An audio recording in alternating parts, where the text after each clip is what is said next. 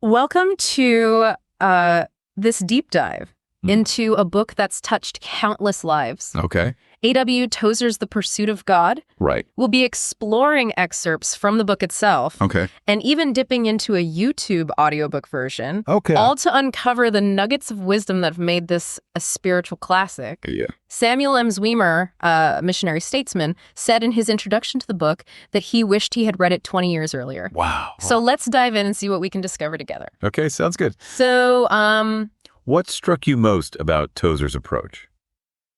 you know what struck me most about his approach is that he's not just interested in, like, cold, hard theology, you know?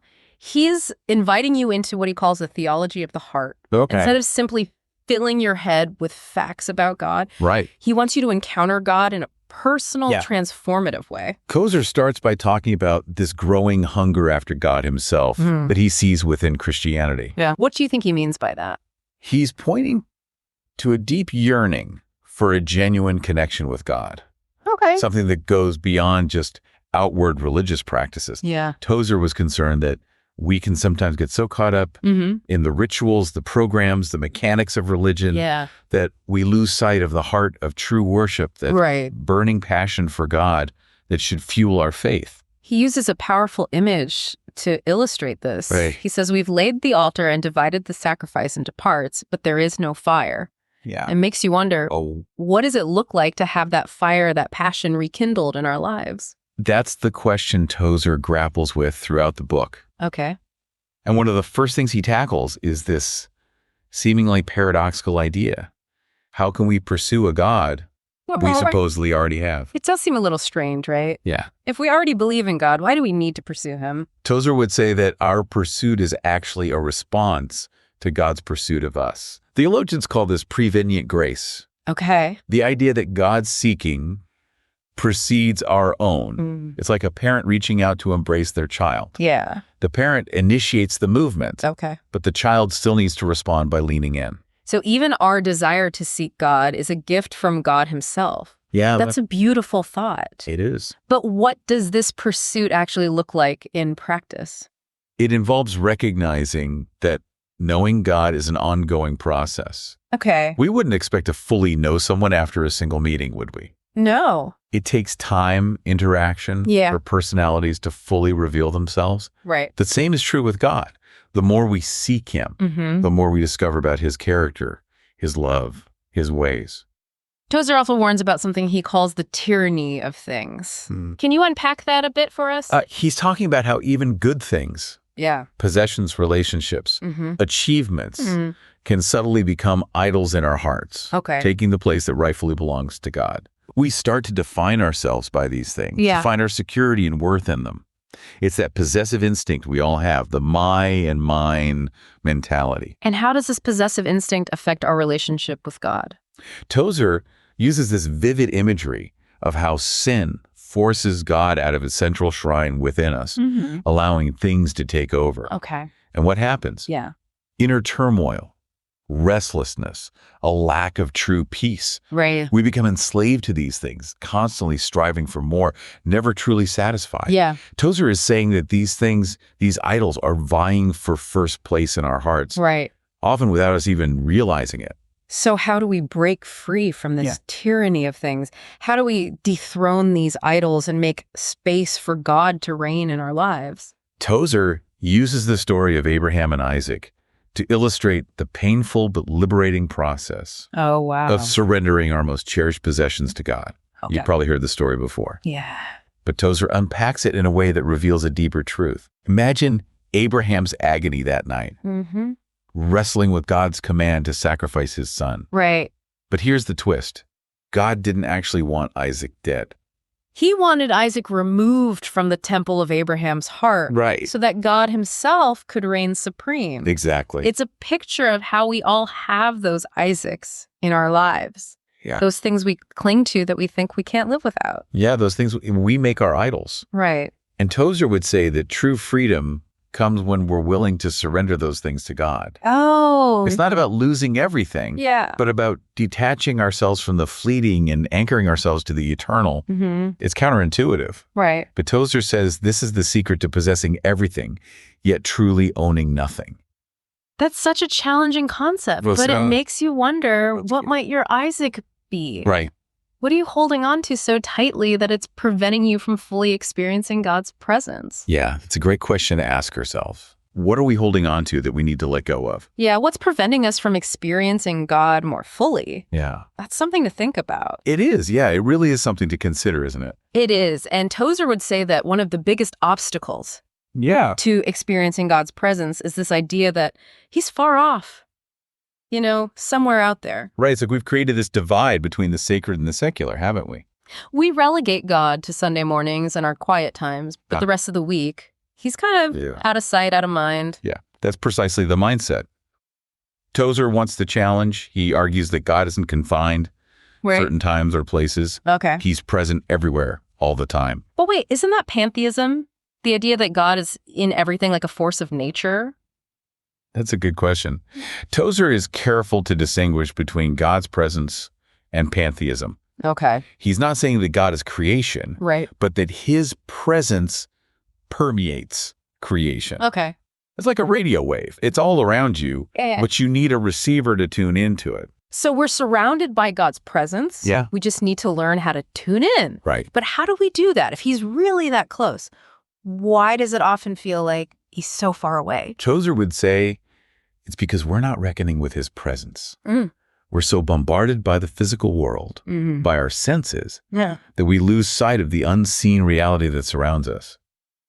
He uses the example of Jacob, who woke up in the wilderness and exclaimed, "Surely the Lord is in this place, and I knew it not." Wow. Jacob was never outside of God's presence, but he wasn't aware of it. So it's not about trying to conjure up some mystical experience, Right. but about opening our eyes to the reality that's already there. Exactly. And that leads to another crucial point Tozer makes. Okay. That God desires to be known by us. Mm-hmm. It's not some cosmic game of hide and seek. Mm-hmm. He wants us to experience him, to know him intimately. But if he's so eager to be known, why does it often feel like we're banging on heaven's door trying to get his attention? Tozer would say that the problem isn't with God's willingness to reveal himself, Okay. but with our willingness to surrender. Mm-hmm. We're often clinging to those Isaacs in our lives. Right. Those things we think we need more than we need God. It's those idols, those misplaced desires that create a barrier between us and God. Think about it this way. If you're trying to have a conversation with someone who's constantly checking their phone, Right. are you really going to feel heard and understood? Yeah. It's the same with God. Yeah. If our hearts are preoccupied with other things, Yeah. we're not going to be fully receptive to his presence. So surrender is key. It is. But what does that look like in practice? Does it mean we have to abandon all our earthly pursuits Right. and live a life of monastic seclusion? Not at all. Yeah. In fact, Tozer argues that we can find God in the midst of our everyday lives. Okay. He challenges this whole notion of a sacred secular divide, the idea that some activities are holy and others are just mundane worldly stuff. So he's not advocating for a life of spiritual compartmentalization? Definitely not. He actually argues that everything we do can be an act of worship if it's done with the right heart attitude. Okay.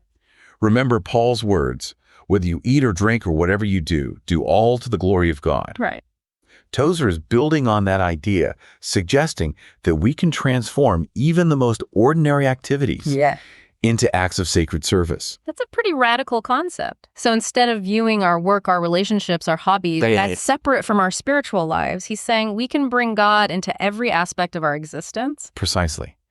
He believes that by consecrating every part of our lives to God, we can turn the whole world into a sanctuary, a place where his presence is felt and experienced in every moment. Wow.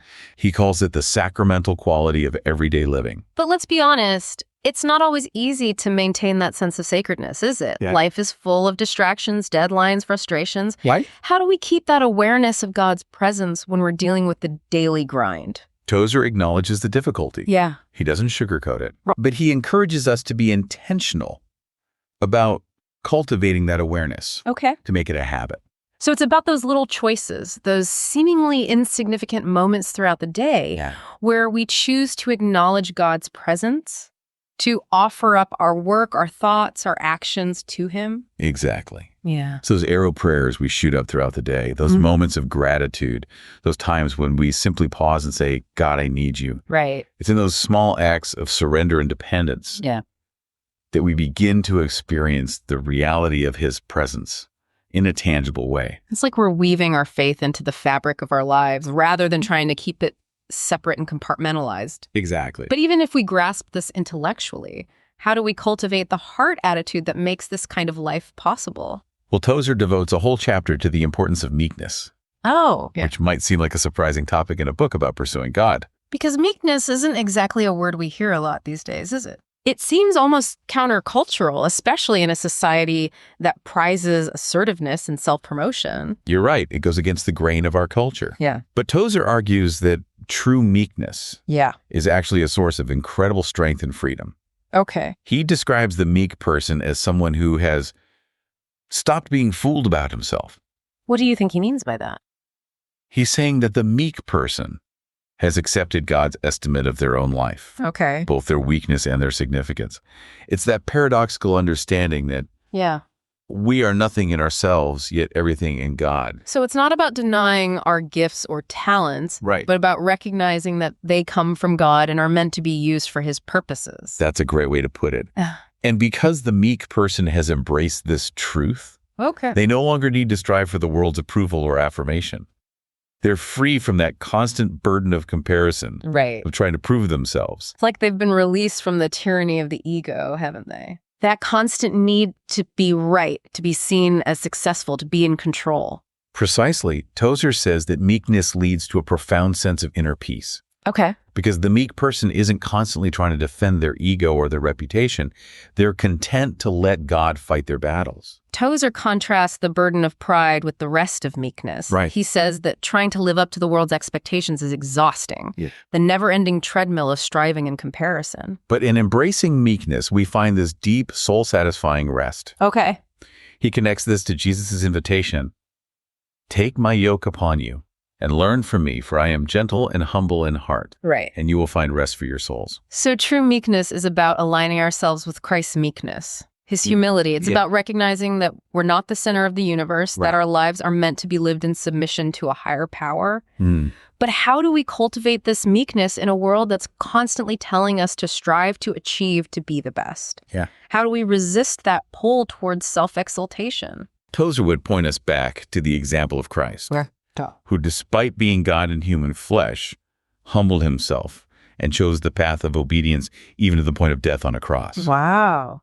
He argues that we can find freedom from pride and pretense by surrendering our lives to Christ's example. It's about dying to our old self, our ego-driven desires, and allowing Christ to live his life through us. And that's a process that takes intentionality. Okay. It's about daily choosing to put God's will above our own to seek his glory instead of our own. Mm-hmm. It's about embracing humility as a way of life. So you've talked about the need for surrender, for reckoning with God's presence, for seeing our whole lives as sacred, Right. and for embracing meekness.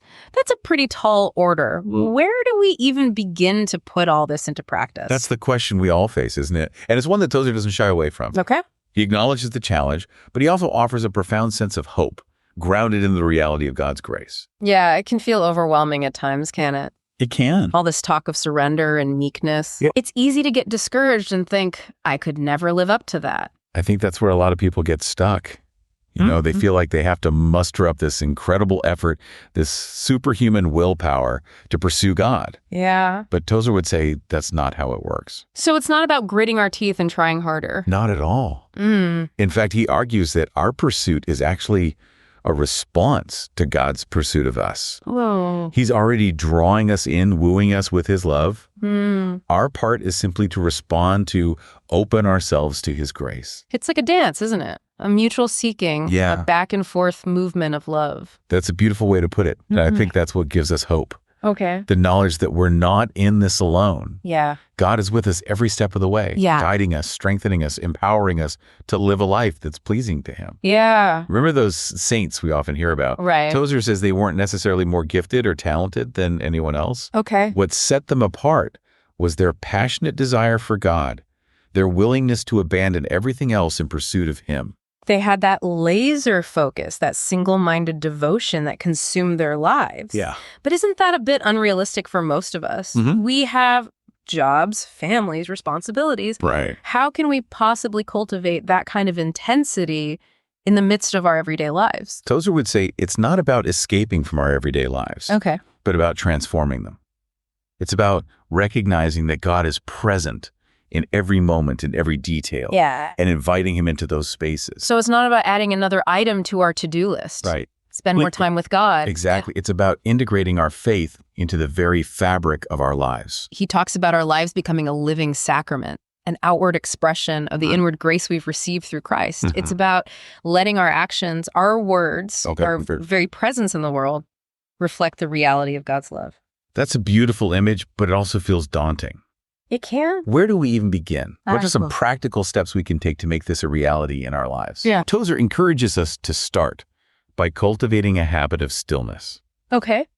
Not necessarily in the sense of withdrawing from the world, Right. but in the sense of quieting our minds, of tuning out the noise and distractions that constantly bombard us. Yeah. It's about creating space to listen to that speaking voice of God, the inner promptings of the Holy Spirit. He's not talking about hearing audible voices, right? No, he's talking about that inner knowing, that sense of conviction, Okay. that gentle nudge that guides us toward truth and righteousness. So it's about paying attention to those quiet whispers, those subtle impressions that we often brush aside or ignore. Exactly. It's about training ourselves to be more attuned to God's presence, to recognize his voice in the midst of the chaos. Okay. And that leads to another practical step. Tozer encourages us to approach the Bible with fresh eyes, Right. expecting it to speak to us personally and directly. Because it's easy to fall into the trap of seeing the Bible as just a collection of ancient stories and moral teachings, isn't it? Something we read out of duty or obligation, but not something that really connects with our lives. He argues that we need to view the Bible as a living, breathing word, something that's as relevant and timely today as it was when it was first written. So it's about reading with an open heart, with an expectation that God wants to speak to us through his word. And that leads to the final piece of practical advice that Tozer offers. Okay. He emphasizes the importance of practicing the presence of God throughout our days. We've touched on this before, haven't we? This idea of weaving our faith into the everyday moments of our lives. It's about those arrow prayers. We talked about those moments of gratitude and surrender throughout the day. Right. It's about offering up our work, our relationships, even our struggles as acts of worship. It sounds so simple yet so profound. Yeah.